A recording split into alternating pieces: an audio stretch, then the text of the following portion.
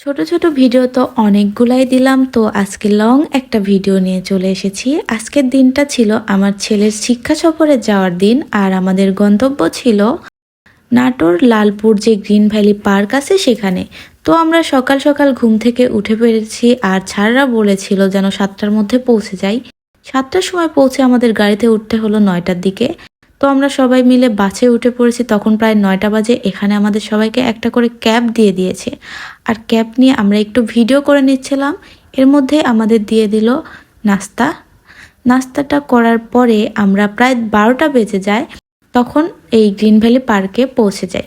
তো সবাই মিলে এখানে আসার পরে একসাথে আমরা গেটের ভিতর দিয়ে সবাই প্রবেশ করি। প্রবেশ করার পরে এখানে অনেক লোকজন আমরা ছিলাম, প্রায় 200+। তো এখানে ঢুকতে না ঢুকতেই ফার্স্টেই দেখতে পাই বড় একটা ডাইনোসর। এখানের প্রত্যেকটা জিনিস একদম আকর্ষণীয়, মানে বাচ্চাদের যাতে ভালো লাগে সেরকম কিছুই বানানো। তো আমরা সবাই মিলে চলে এসেছি যে আমাদের স্পটে। এটাই ছিল আমাদের স্পট। এখানে রেস্ট করে সবাই যে যার মতো করে ঘুরতে বের হয়ে যায়, আর এর মধ্যেই যাতে রান্নাবান্না কমপ্লিট হয়। এখানে ঝর্ণা কি দেখছেন, দেখুন এখন কি হয়। আচ্ছা বাবা, যাই হোক, এখন নিজের হাজবেন্ডকে অন্য মেয়ের সাথে ধাক্কা লাগা দেখলাম, তো এখন রাইড দেখি। আচ্ছা, মজা করছিলাম। এখানে অনেকগুলো রাইড দেখার পরে আমার ছেলে বায়না ধরলো একটা রাইডে ওঠার জন্য, তো ওকে আমরা রাইডে তুলি। আমি উঠেছিলাম না, তার বাবার সাথে উঠে অনেক মজা করতেছিল আর আমি ভিডিও করতেছিলাম।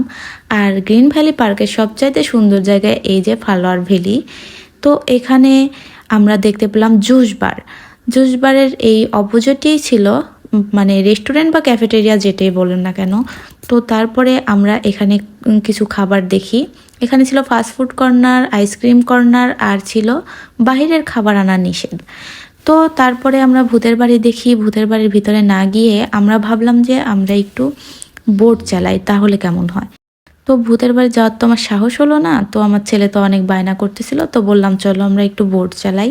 আর এই যে এটা ছিল প্যাডেল বোট। আমরা 3টা টিকিট কেটে নেই। টিকিটের পার পিস ছিল 50 টাকা করে। তো এখান থেকে টিকিট কাটার পরে আমরা নিচে নেমে যাই, আর নিচে গিয়ে আমাদের বোটে উঠতে হবে, আর বোটের জন্য একটু আমাদের ওয়েট করতে হবে। তো এই তো আমরা বোটে উঠে পড়েছি, সবাই মিলে অনেক মজা করতেছিলাম, মানে নতুন অভিজ্ঞতা বললেই চলে।